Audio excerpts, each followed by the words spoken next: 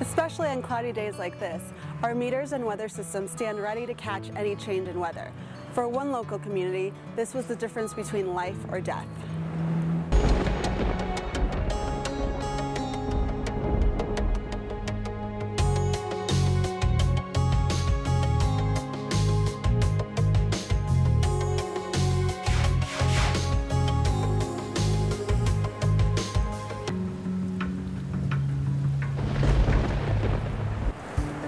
Ago, flash flood waters rushed through the town of Moapa, causing millions of dollars in damage and cutting off residents from the Native American tribe. Now, thanks to a partnership between the flood district and the tribe, residents will be better prepared for situations like those. About 20 rugged miles off I-15, you'll find the Regional Flood Control District's newest weather station. It sits at the top of the canyon, just above the Moapa Tribal Reservation. Our reservation comes down 168, turns on Reservation Road, comes all the way down, and that's our only access coming into the reservation and leaving the reservation. When we have a major storm and a flood, and if it washes out that road, we're done. We got nowhere to go, and then we sit right there in the bottom in the floodplain. On September 8, 2014, Moapa experienced widespread flooding, with 91 homes damaged and a huge chunk of I-15 washed away by floodwaters. More than $6 million in damage was reported in this rural area after the strongest flooding since 1981. It was a devastating flood. It breached 5 dams, 2 of which were on Moapa's land base, and then 3 that are upstream on BLM land. And unfortunately, all 5 dams were earthen dams, so they weren't cemented. And due to the, not just simply the rain, but the runoff from the mountains, the tributaries, the fingers, and all the washes, this area in Clark County is probably one of the lowest points in the entire county. So everything that's uphill runs down through these washes, through the valley, through the muddy river, and through Moapa's land base. Tribal leaders had trouble reporting the impact of the flood because the rain did not fall on the reservation. What the rain gauges provide are statistical data in terms of rainfall, which then we can compare to the actual damage that comes down. It's been very difficult to provide statistical data to explain the full impact the water has had. And for Moapa, it's not just simply rainfall that impacts them, it's the runoff. It's what comes down the mountains, down the tributaries, down the fingers, and through all the washes. And in fact, there's the Dead End Wash, Segmiller Wash, and the Muddy River. They all converge at a single point right in the center of Moapa's residential and business area. Anderson had to take back roads during the 2014 flood event. The water was coming across 168, probably a foot or 2 across. The water was above the road, continued up 168, and then there was another flood coming across on one of the dips before we get to the railroad tracks, and that actually shot the culverts out. The water was coming down so high, probably 12 foot high, hit the culvert, shot the culverts out the other side of the highway, and it continued to go over the top of the road and went on around. They shut the traffic off right there so nobody could go through. And so I know my way around, so I went up and around it and come around on the other side of it and still came across, went back to the reservation. Going through the reservation, it was continuing to flood. It was washing everything out. Water was going all over the place. There's rocks and mud all over the roads, all the way in. I finally got to the reservation and went and got a backhoe. Started helping dig people out. And that was pretty much my day. I didn't get home till 3 o'clock that morning because we're still digging out people, digging out the culverts, digging out everything, all the mud off the roads. Just under 300 people live on the reservation, including 70 children. Older residents with mobility issues tend to live closest to the water. You know, when you look at the history of Moapa, you know, and when you look at indigenous people, around the world, they choose places to live where there's moving water. And so I think what policymakers need to understand is that their cookie-cutter policies don't work in individual communities. They can work in zoned urban areas, but not in a rural, isolated area. And I think that has been a major challenge for Moapa is the fact that policies don't fit their way of life. And I think that can be said for any small, rural, isolated community. This area has seen devastating floods in the past. Anderson remembers the big one in 1981. There was walls of water. The dairy down here got washed out. We had cows all the way to the Lake Mead, all the way down the flood, down the Muddy River, clear to Lake Mead. There was cows stuck and wedged in trees in the mud, just their head poking out. That's quite a thing in the Middle Valley down here. They call it Hidden Valley, and that's over the top of that, right where that power plant is. And that's called Hidden Valley, and that was completely full of water all the way across there. It was just devastating. I mean, there was a lot of people that was there at the dairy they got out of there. Luckily, they got out of there. I could still see a picture of that one house that just had a little chimney. That house is still there. Has a little chimney on it. There was a chicken on top of that. On that chimney, the only thing that you could see on that, it was a chicken on top of that chimney. The weather station will help keep the district aware of that type of event before the water flows. What's critical for Moapa in this is when you deal with indigenous and traditional communities, their land base isn't just a space, it's a place. And so there is a resistance to leave your ancestral home and move out of the flood zone. So with the rain gauges and the weather stations, this allows, you know, not days, but at least a significant amount of time to put into rescue efforts and recovery actions, and to allow for evacuation through the only exit that is available to the reservation. There's only one way in and one way out. So in 2014, there were children and parents and families totally separated because the only road in had to close. It was washed out, and so children were left at schools. So this effort will eliminate some of that pain and stress and agony for the community.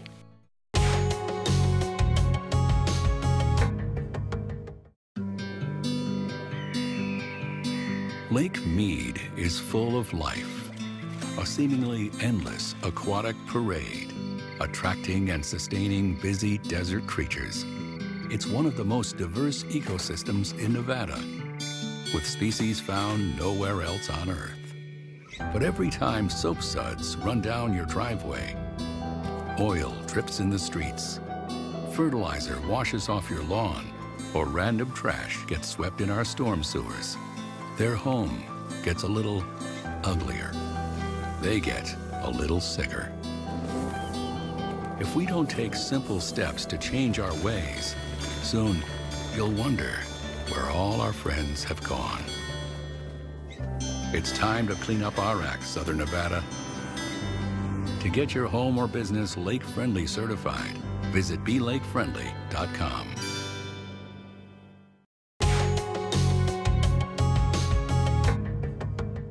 When you think of devices that predict weather, you usually think about the latest technological devices. But here at the district, we use old school physics.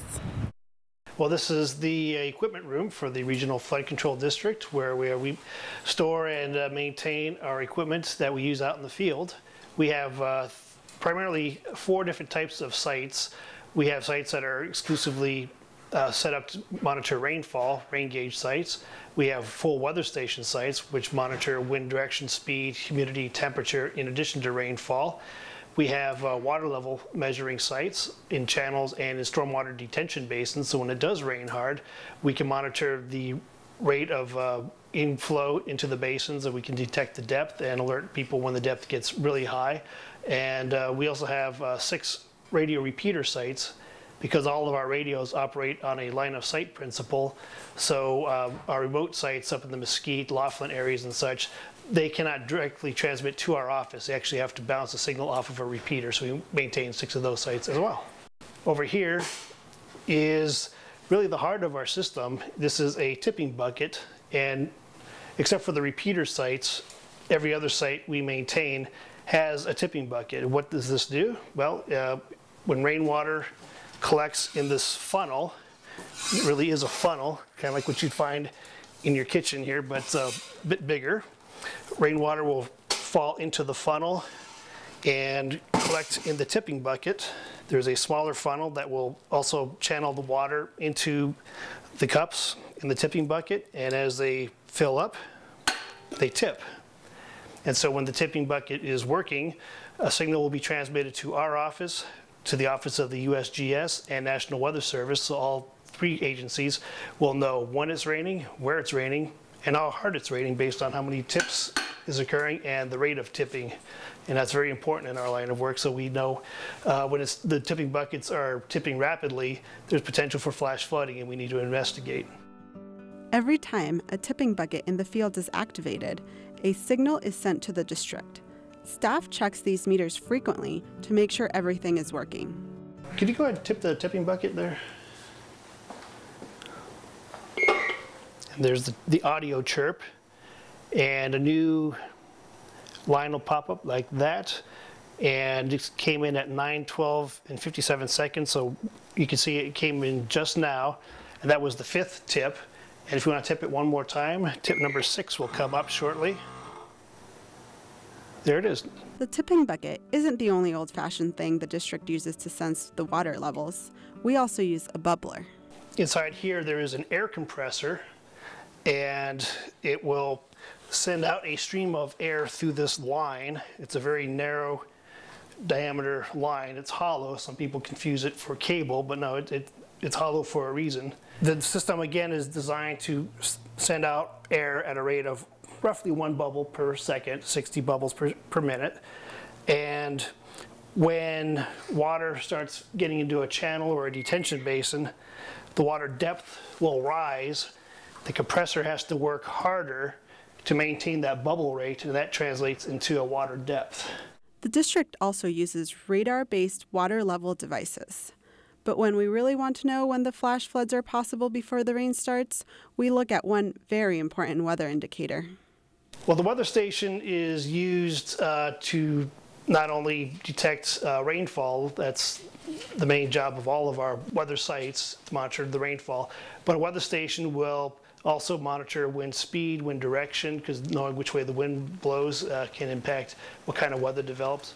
Temperature and humidity are also 2 other parameters, with humidity that gets translated into dew point. Typically in the summertime, if the dew points are low, below 50 for example, what happens is whatever rain that rain clouds are bringing tends to be in the form of very light rain, or sometimes not rain at all. When the precipitation comes out of the cloud and it's with low dew points, the precipitation can actually evaporate, and that's called virga rather than rainfall. And that means obviously we're not going to have flash flood issues. But as the atmosphere gets more and more moist, if we start seeing weather stations reporting dew points in excess of 50 degrees, that will raise an eyebrow. We'll look at for potential for heavy rainfall. And many of our flash flooding events with significant consequences have occurred with dew points above 60 degrees.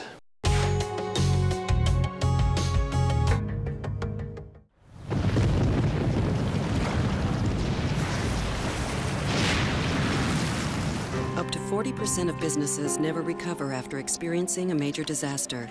Make a plan at ready.gov/business.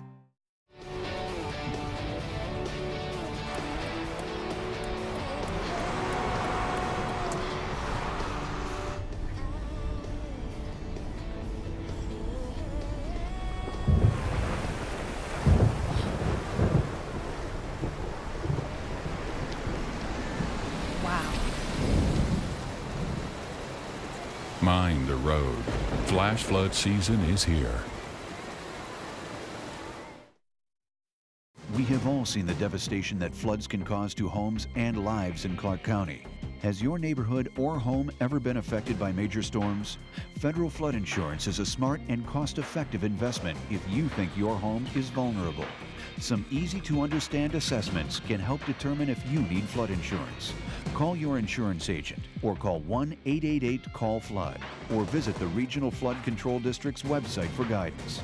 See if flood insurance makes sense for you.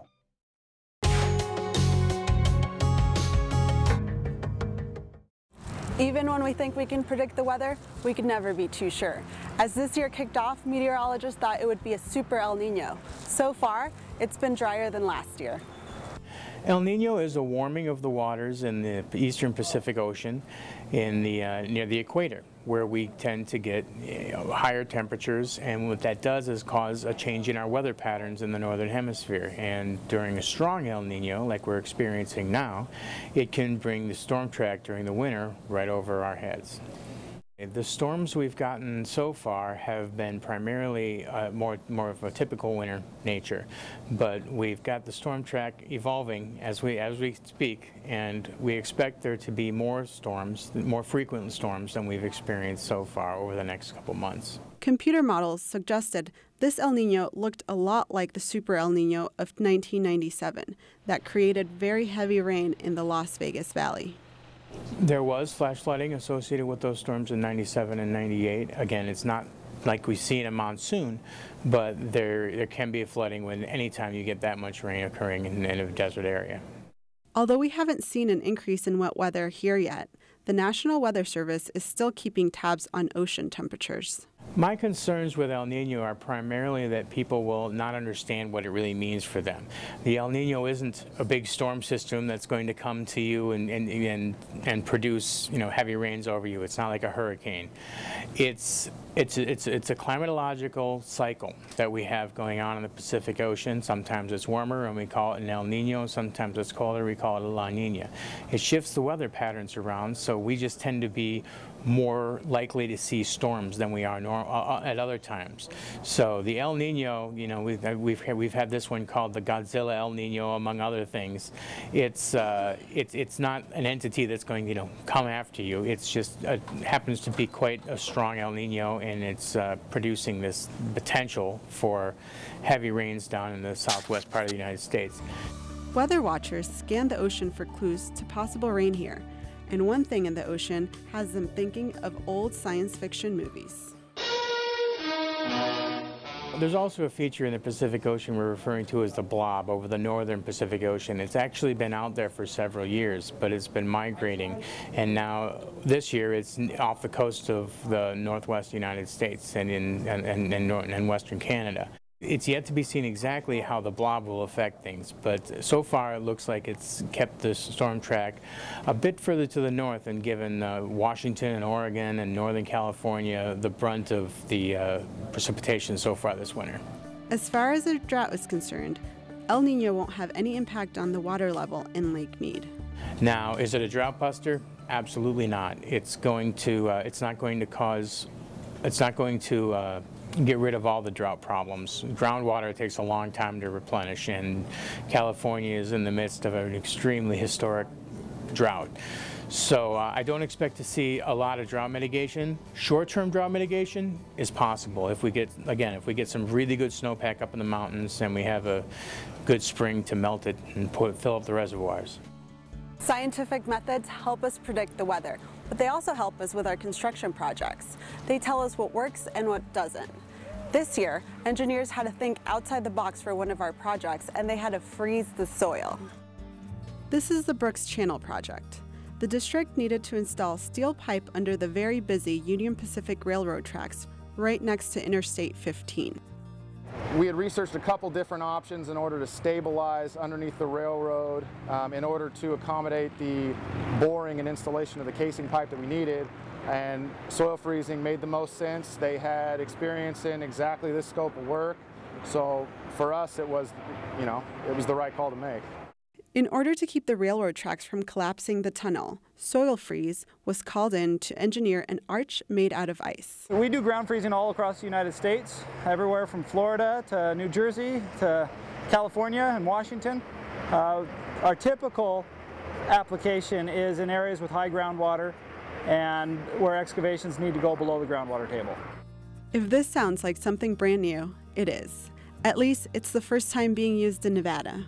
But the technology has been around for a long time. Everybody that I know of thinks it's a brand new experience. People run into it as a brand new technology. It's actually been around since the late 1800s, but before, historically, it was used for big projects because they didn't have these modular chillers like we have. They would actually have to build the freeze plants, and they would have to make them specific to the job. So jobs like the Grand Coulee Dam, the Channel, big projects that were done historically have used ground freezing.